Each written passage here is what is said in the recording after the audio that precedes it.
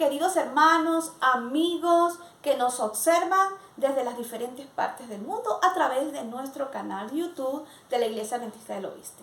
Estamos felices. Hoy compartiremos con ustedes el último tema sobre la educación adventista y viene de labios del pastor Gamaliel Flores, quien es el director de educación de la División Interamericana. Esperamos que todo lo que hoy se vaya a compartir con ustedes sea de bendición.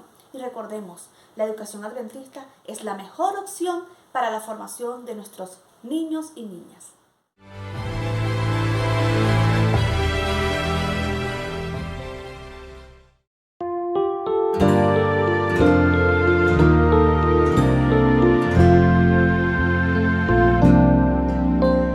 Sea exaltado el Señor, exaltado del cielo y tierra. Sea exaltado por siempre, exaltado su nombre alabaré.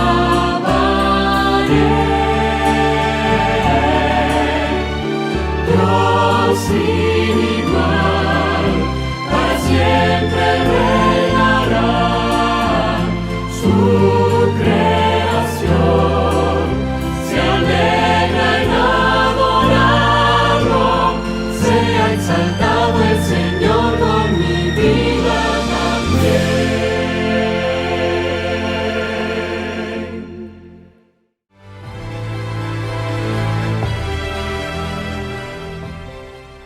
Ponemos nuestro rostro para tener una oración en comunicación con el Señor.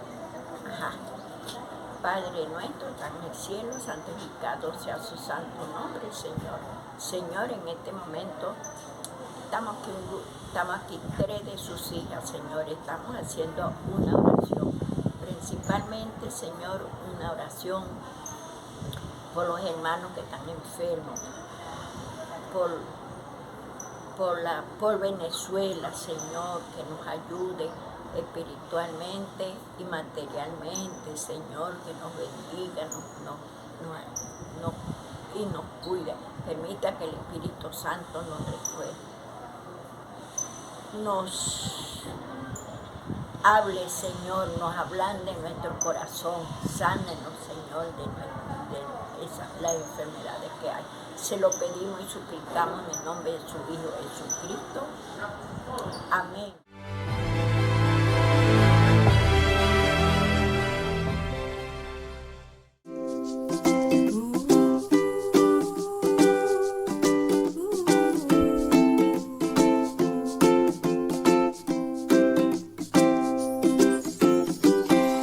La vida es dura, lo sé bien. Los problemas nublan tu fe, mas hay una opción para estar bien. Escucha lo que te diré. Cristo es luz para tu caminar. Está dispuesto a atender tu ansiedad. Te da amor, te da paz y te da fuerzas a luchar. Es puerto seguro para descansar. Es el buen pastor que da seguridad. Siempre es tu amigo fiel. Es manantial para tu sed. No hay nada que temer. Si vas al lado de Jesús, Él cambiará tu actitud. Él es vida, es la luz. Mira siempre hacia la cruz. Camina al lado de Jesús.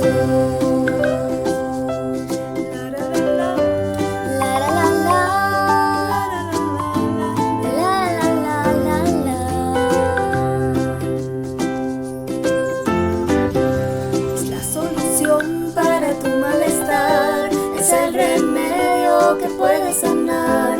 El bello tesoro que puedes hallar. Camina al lado de Jesús.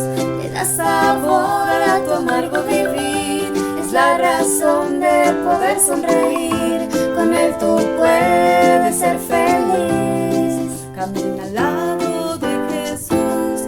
Es puerto seguro para descansar. Es el buen pastor que da seguridad.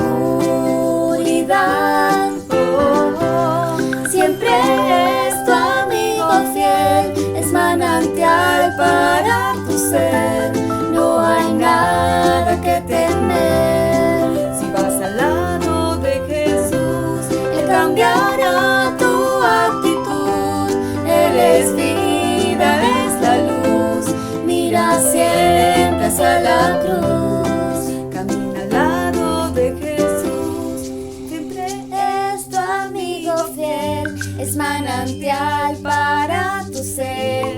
No hay nada que temer, si vas al lado de Jesús, Él cambiará tu actitud. Él es vida, es la luz, mira siempre hacia la cruz.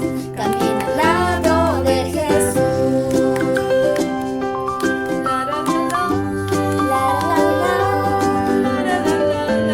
la la la la. Camina al lado de Jesús.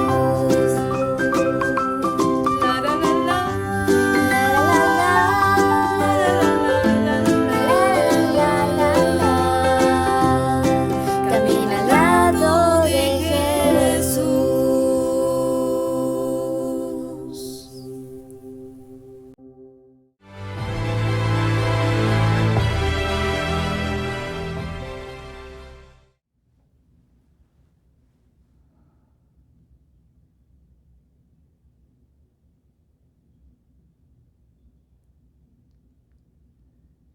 Quiero agradecer la cordial bienvenida que se me ha dado y también la invitación para estar con ustedes en este día especial. Voy a invitarles para que oremos antes de iniciar el estudio de la palabra del Señor. Padre Santo, gracias por el privilegio de estar juntos a través de la tecnología, pero sobre todo juntos en nuestra fe en ti. Al abrir tu palabra pedimos que tu presencia se manifieste. Oramos en los méritos del Señor Jesús. Amén. Hace algunos años tuve el privilegio de estar en un tour por las instalaciones del hospital de Loma Linda y poder ver desde adentro las enormes ventajas y adelantos médicos que tiene aquel lugar. Hubo un lugar que especialmente me impresionó, una sección, la unidad de cuidados intensivos de los niños. No había muchos niños allí, gracias al Señor, pero me impresionó ver un cuerpecito. Se trataba de un bebé que a todas luces tenía pocos días de nacido.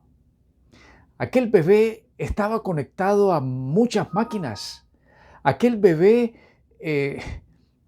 tenía monitores que estaban custodiando constantemente los diferentes signos vitales. Indagué por qué estaba aquel niño allí. Ustedes saben lo celosos que son los profesionales de la salud con la información de sus pacientes y por supuesto no se me dijo mucho, pero sí pude saber que había nacido en ese hospital y había mostrado complicaciones de salud y estaban haciendo todo lo posible por salvarlo. Me imaginé que se trataba del hijo de alguien muy pudiente, puesto que cada hora, cada día en ese sitio costaba muchísimo dinero, miles de dólares. Pero alguien me señaló a una joven sencilla y se me dijo que era la mamá.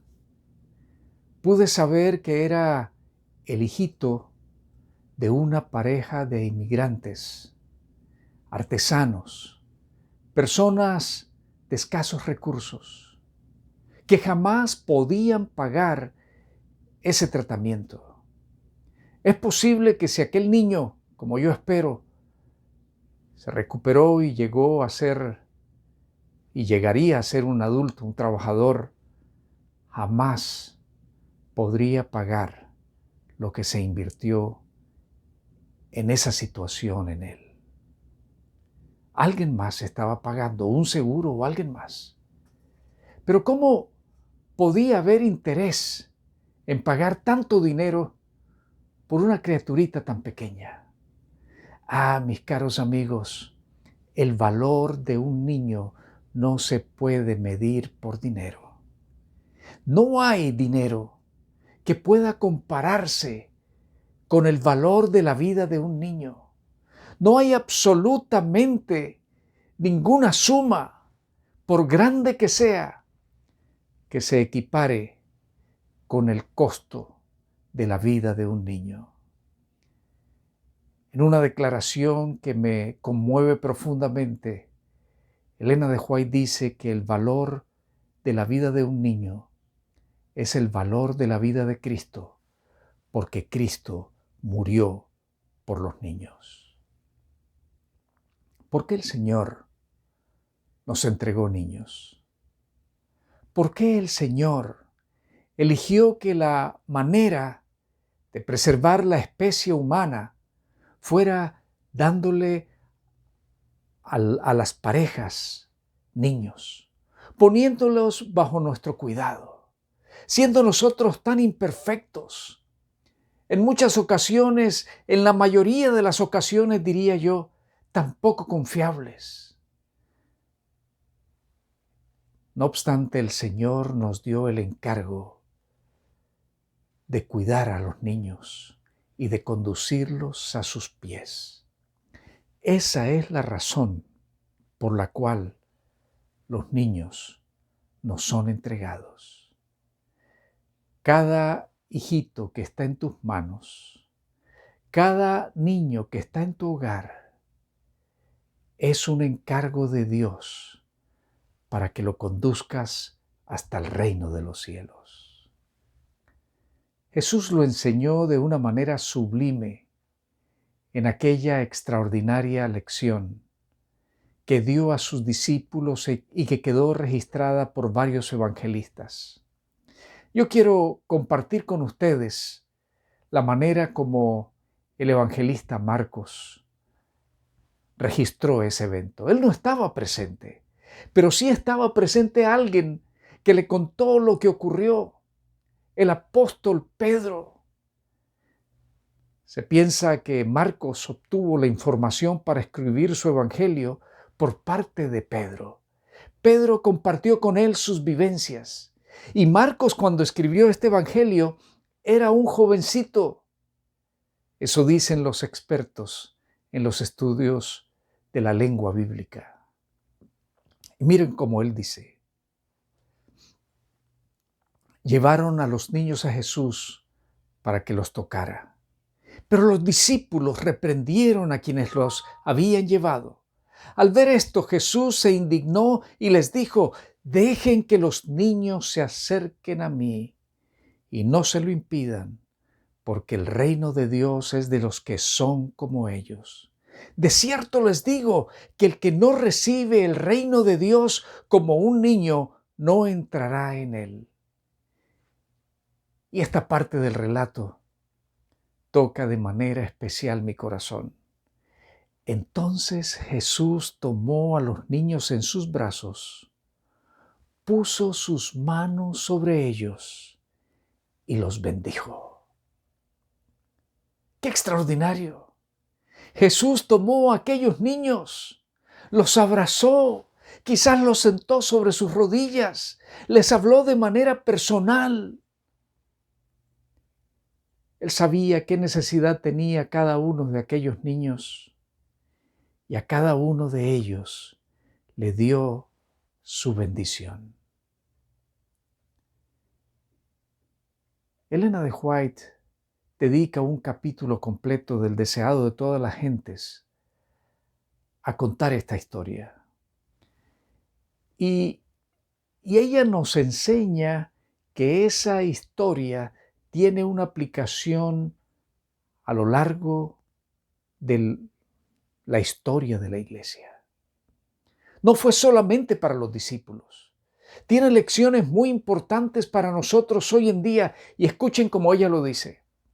Cuando Jesús dijo a sus discípulos que no impidiesen que los niños fueran a Él, hablaba a los que lo seguirían en todos los siglos, a los dirigentes de la iglesia, a los ministros, a sus ayudantes, y escúchenme bien, y a todos los cristianos. Jesús está atrayendo a los niños y nos ordena: dejen a los niños venir a mí. Es como si nos dijese: vendrán si no se lo impiden. Ese último llamado me parece muy fuerte. Me parece sumamente fuerte. Pero es el Señor el que está hablando a través de su sierva. Yo no me puedo imaginar un padre o una madre que se ponga como obstáculo para que un niño llegue hasta Jesús. No me puedo imaginar un miembro de iglesia constituyéndose en un obstáculo para que un niño se encuentre con Jesús. ¿Y qué decir de un diácono, de un anciano, de un pastor, de un dirigente de iglesia, de un maestro cristiano? Elena de White está diciendo que Jesús nos está advirtiendo de la posibilidad de que nosotros en algún momento nos convirtamos en un obstáculo para que un niño llegue hasta sus pies. Mis caros hermanos, yo quiero decirles que una de las responsabilidades más grandes, si no la responsabilidad más grande que el Señor ha puesto en nuestras manos, es llevar los niños hasta Él. Es muy solemne. Estamos hablando de la salvación de cada uno de ellos. Estamos hablando de que cada uno de ellos entienda cuál es la misión de su vida, cuál es el destino de su vida, para qué lo creó Dios. Dios lo creó para ser salvo. Dios lo creó para que esté con Él en su reino. Y es nuestro privilegio ayudarles a tomar la decisión de desear estar en ese reino, de aceptar a Jesús como su Salvador personal y de seguir el camino de salvación. ¿Cómo hacerlo? Actualmente hablamos de las muchas influencias que viven los niños y los jóvenes, y ciertamente que las hay. Algunas son altamente positivas, pero muchas son destructivas. ¿Cómo librar a los niños de la influencia de la tecnología?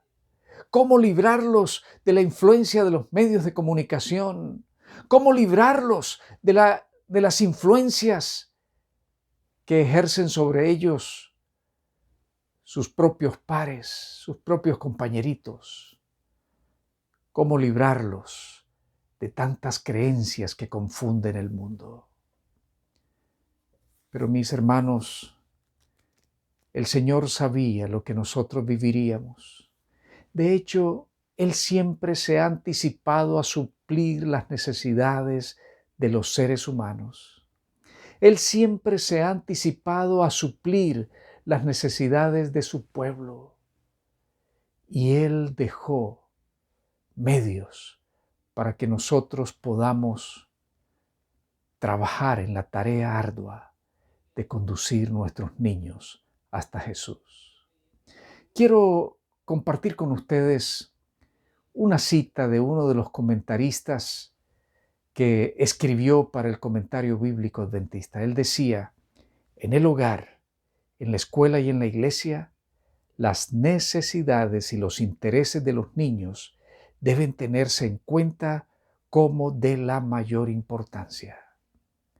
Menciona 3 instituciones: el hogar, la iglesia y la escuela.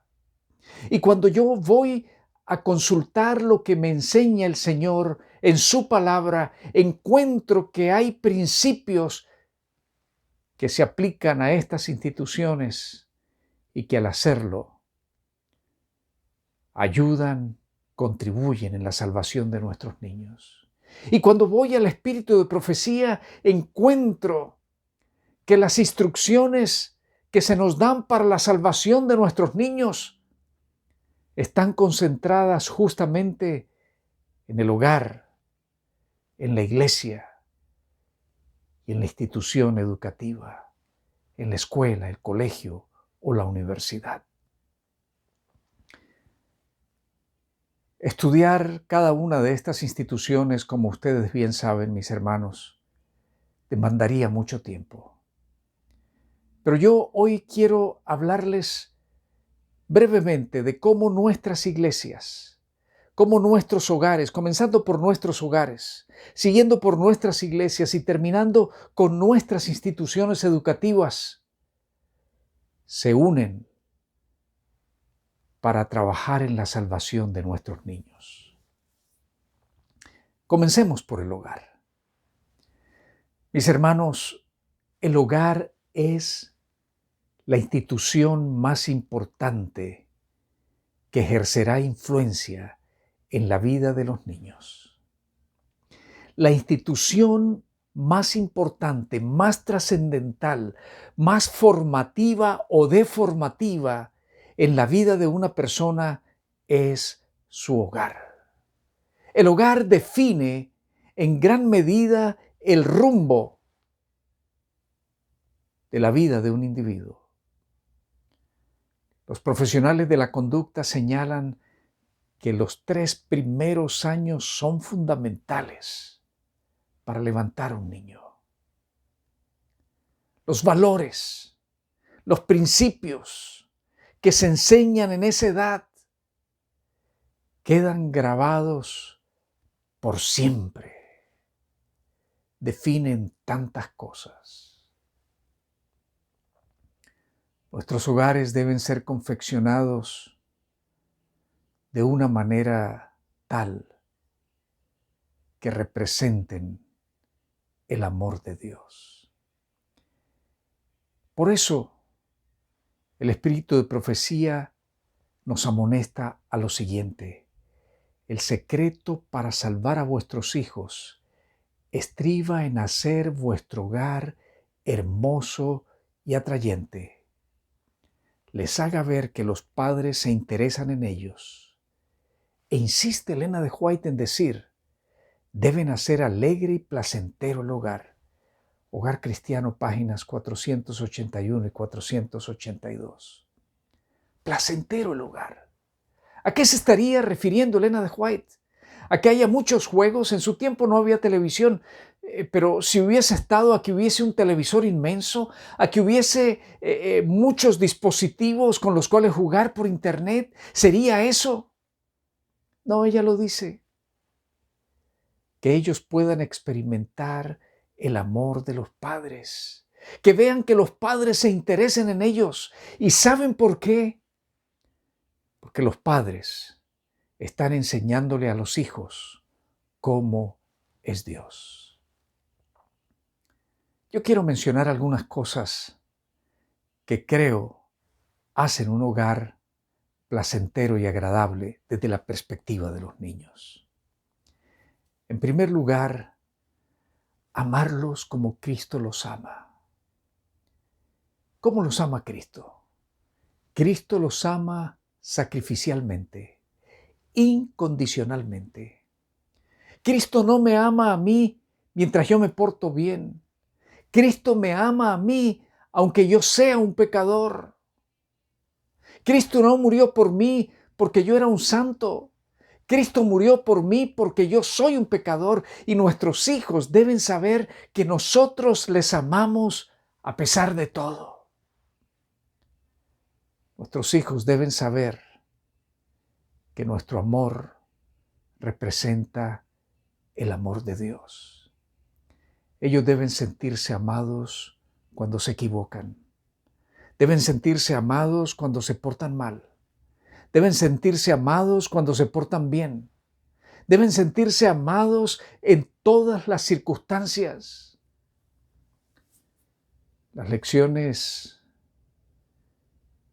más profundas de mi niñez las aprendí cuando sabía que merecía el ceño adusto de mi padre y de mi madre. Pero cuando encontraba que aunque ellos desaprobaban mi conducta, eran capaces de amarme de abrazarme, de orar conmigo y de decirme que las cosas estuvieron mal, pero con dulzura. Amar como Jesús ama. Eso no significa que no vamos a reprender.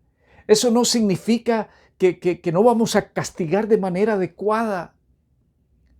Eso significa que aun cuando nosotros estamos desaprobando lo que nuestros hijos hacen, lo estamos haciendo amándolos, no desahogando nuestra ira en el castigo, no vengándonos por lo que hicieron, porque eso no representa al Padre Celestial. Otra forma es el testimonio que nosotros damos. Oh, mis hermanos, los adventistas somos especialistas en dar buen testimonio. Somos una iglesia con misión. Queremos enseñar a otros el Evangelio y queremos vivir ese Evangelio y mostrarles lo diferente que es una persona cuando vive el Evangelio. Y queremos dar buen testimonio a nuestros vecinos, a nuestros compañeros de trabajo, a los extraños con quienes nos encontramos en el transporte o en las tiendas o donde sea. Pero mis hermanos, el testimonio más importante es el que damos en casa. ¿Saben? Nuestros cónyuges, nuestros hijos, son los que saben realmente cuán cristianos somos. Y cuando tus hijos o mis hijos ven que yo soy cristiano en la iglesia, pero que en la casa soy cualquier cosa, mi testimonio es pobre y yo los estoy conduciendo al cinismo, los estoy conduciendo a ver que realmente la religión no sirve para nada, porque en mi vida no ha hecho ningún cambio. Van a ver que soy un hipócrita y no van a encontrar sentido en la fe que quiero enseñarles. Nuestro mejor testimonio tiene que ser para nuestra familia. Eso implica el tipo de esposo que soy, el tipo de esposa que tú eres, hermana mía. Eso implica lo honestos que somos en nuestros trabajos, en nuestras transacciones comerciales, lo diligentes en cumplir nuestros deberes. Implica hasta la forma como nosotros invertimos nuestro tiempo de ocio. El testimonio que damos a nuestros hijos. La instrucción de la palabra de Dios. La palabra de Dios es nuestro privilegio enseñarla a nuestros hijos. Pero esa palabra de Dios debe ser enseñada de tal manera que ellos la puedan entender. Alguna vez tuve una terrible experiencia mientras era un muchacho estudiante. Fui como colportor en una vacación y nos hospedamos un grupo de colportores en la única casa de adventistas en determinado lugar. Y quisimos estar en el culto de la familia, pero fue terrible. Regaños, reprensiones, amenazas de castigo, porque los adultos estaban estudiando con los niños el folleto de los adultos, no la escuela sabática de los niños. Y pretendían que los niños comprendiesen como un adulto. Aquellos cultos eran una tortura para los niños como lo fueron para nosotros y nunca más volvimos. Los niños tienen que ser enseñados como Jesús lo hizo cuando los bendijo, con ternura, a la altura de sus mentes. El trato cuidadoso y amoroso de los niños. A veces ellos heredan algunas características que nos molestan mucho, pero ¿de quién le heredaron? ¿De quién le heredaron? ¿O de quién la aprendieron? Y nuestro privilegio es, como el jardinero, con toques suaves, con cuidados muy amorosos, corregir esas deformidades de carácter. Mis hermanos, podría mencionar más cosas, pero el tiempo corre. Quiero decirles que el resultado de un hogar que representa bien al Señor es enseñar el conocimiento exacto de Dios. Por siempre tú te parecerás a Dios delante de tus hijos. Cuando ellos piensen en Dios, pensarán primero en ti. La segunda institución, la iglesia. Y dice la sierva de Dios que la iglesia debe dedicar un cuidado especial a los corderos del rebaño, ejerciendo toda influencia de que sea capaz para cultivar el amor de los niños y vincularlos con la verdad. ¿Cómo hacerlo? La iglesia debe llegar a constituirse en el segundo lugar favorito de los niños después de su casa, la iglesia. Yo guardo tantos recuerdos de las iglesias donde transcurrió mi niñez. Tantos recuerdos. Personas amables, personas bondadosas. ¿Cuánto hacían para que nosotros amásemos al Señor? Pero hubo también algunos que en su celo se convirtieron en enemigos de los niños en la iglesia. Y me pregunto si algunos de aquellos niños de mi época que hoy no están en la iglesia, de alguna medida, fueron afectados por ellos. La iglesia debe denotar amor. Las actividades que se hacen para los niños deben contar con las personas más adecuadas, los mejores de la iglesia, líderes que puedan comprender a los niños, que tengan una extraordinaria creatividad, que puedan ser compañeros y maestros de los niños, de tal manera que los niños capten que su iglesia les ama. La iglesia cuenta con tantos recursos. La escuela sabática. Oh sí, la escuela sabática se ha confeccionado para las diversas edades y desde que el niño está en brazos ya tiene un lugar en la escuela sabática. Los clubes de los niños. Se les enseña a servir, se les enseña a convivir con otros niños, se les enseña a aceptarse en el cumplimiento de las responsabilidades. Hay un valor especial en estas actividades. Cuando la iglesia cumple fielmente su papel. Puede ser que en algún momento de su adolescencia el niño se vea golpeado por alguna crisis. Es posible que sienta que quiere explorar otros caminos, pero siempre sabrá que su iglesia le ama. El niño que aún no entiende las doctrinas de la iglesia puede comprender que su iglesia lo ama y eso lo va a mantener allí dentro de la iglesia hasta que su comprensión vaya adquiriendo todo el conocimiento que implica ser un adventista del séptimo día. Qué importante mantener a nuestros niños en nuestras congregaciones. Hablo ahora de la siguiente institución. La escuela de iglesia, el colegio adventista, la universidad adventista. ¿Por qué la iglesia tiene estas instituciones?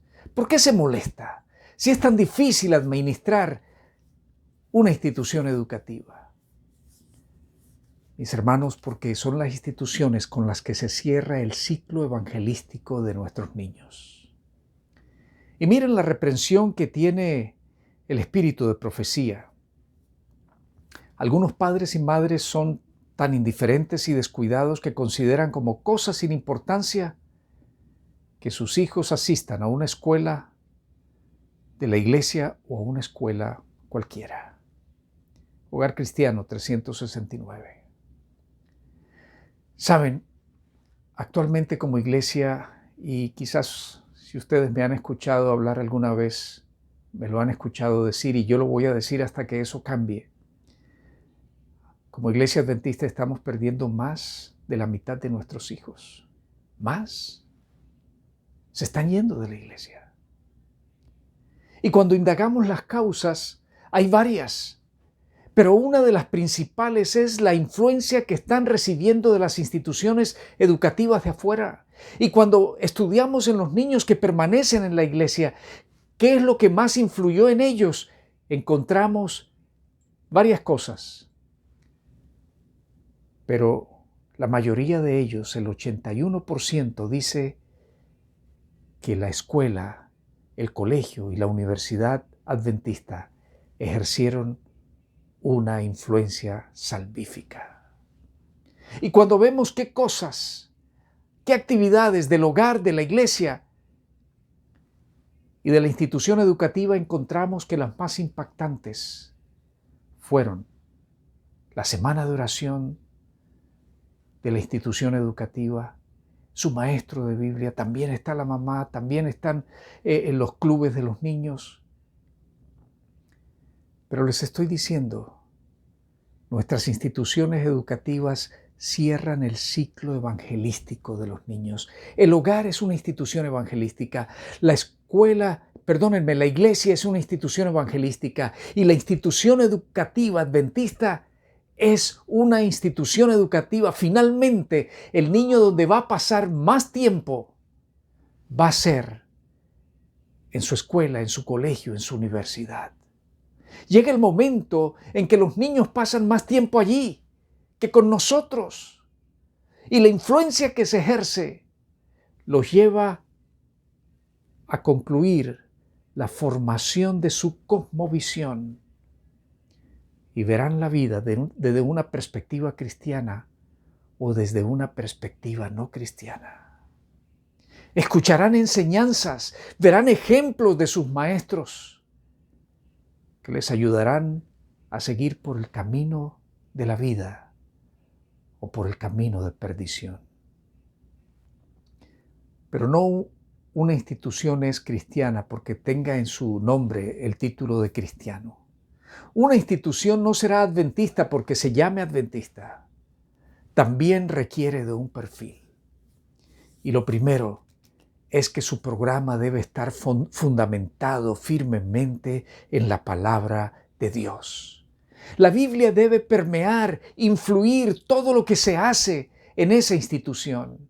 La vida de los maestros tiene que ser influida por la palabra de Dios. Deben ser personas cristianas que reflejen el amor de Cristo, que amen a los niños como los ama Jesús. Un ambiente escolar cristiano, por supuesto, donde las actividades estén en armonía con los principios del Señor. Y se requiere el apoyo de padres que entiendan lo que es la educación cristiana y el papel que juega en la salvación de sus hijos. Mis hermanos, llevar a los niños a Jesús demanda que primero nosotros conozcamos el camino, hayamos estado con Jesús y podamos decirles: por aquí yo anduve, ven conmigo y te encontrarás con Jesús. No pretendamos guiar a nuestros niños a Jesús si nosotros no conocemos a Jesús. Conozcamos primero a Jesús y estaremos capacitados entonces para enseñarles a nuestros niños quién es Jesús. Llevar nuestros niños a Jesús demanda de padres consagrados, de dirigentes y miembros de iglesia fieles al Señor, de maestros que representen dignamente a ese divino maestro que es Jesús. llevar nuestros niños a Jesús demanda que los podamos amar como Jesús los ama. ¿Qué pasaría con aquellos niños? ¿Qué pasaría con aquellos niños que estuvieron en las piernas de Jesús, en los brazos de Jesús, que recibieron la bendición de Jesús? Escuchen lo que dice Elena de White. Si pudiéramos conocer la conducta ulterior de aquellas madres, las veríamos recordando a sus hijos la escena de aquel día y repitiéndoles las amantes palabras del Salvador. Veríamos también cuán a menudo en el curso de los años el recuerdo de aquellas palabras impidió que los niños se apartaran del camino trazado por los redimidos del Señor. ¡Qué hermoso! Resultó. Llevar los niños a Jesús resultó. Ellos no se apartaron del camino. Es lo que dice. Estuvieron tentados. Recibieron acosos para dejar el camino. Pero allí se mantuvieron cerca de Jesús. Tus hijos y mis hijos nos los entregó el Señor para que los llevemos hasta el cielo. Es nuestra tarea, es nuestra encomienda. Te invito a que nos unamos al Señor Jesús y juntos llevemos a aquellas criaturitas hasta sus pies. Alguna vez en una población se perdió una niña. Era una niña pequeña, a lo sumo 4 años. Y era un lugar campestre. El patio de la casa limitaba con un gran bosque también. Y los padres, la familia, empezaron a buscar a la niña, pero no tuvieron éxito. Llamaron a la policía, llamaron a la defensa civil y pronto hubo un grupo de personas buscando a aquella niña sin resultado alguno. Empezaron a pasar las horas de una forma amenazante. Y digo amenazante porque la oscuridad empezaba a caer en aquel campo. Y ahora se habían llamado a los vecinos. Mucha gente estaba involucrada en aquella búsqueda. Para organizarse habían nombrado un líder, el jefe de la policía era el líder, se habían distribuido radios y se comunicaban para dar informes cada tanto acerca del resultado de esa búsqueda. La noche finalmente cayó. El padre estaba afligido. Temía que su hijita muriera.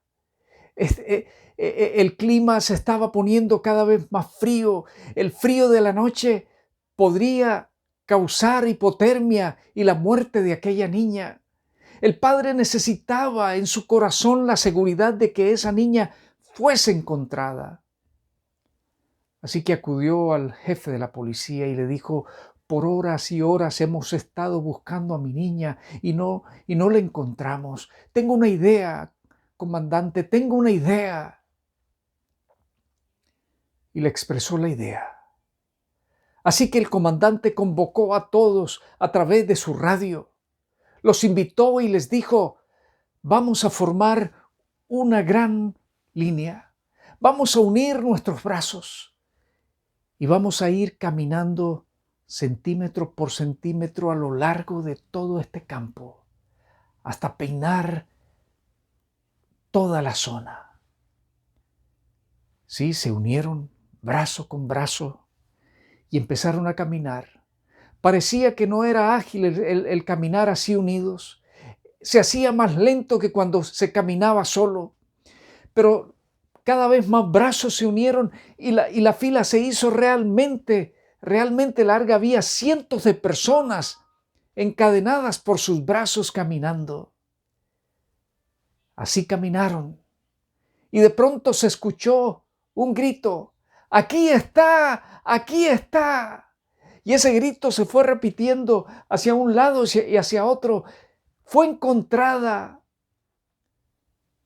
guarecida junto al tronco de un árbol. Estaba la niña, la cual fue salva cuando todos se unieron. Si todos nos unimos, nuestros hijos tendrán más posibilidades de estar en el reino de los cielos. Te invito para que hagamos lo posible, que ese maravilloso círculo evangelístico diseñado por Dios para nuestros niños tenga la influencia salvífica en favor de nuestros niños y jóvenes. El hogar, la iglesia y la institución educativa. Que cuando el Señor venga, nos encuentre con nuestros hijos.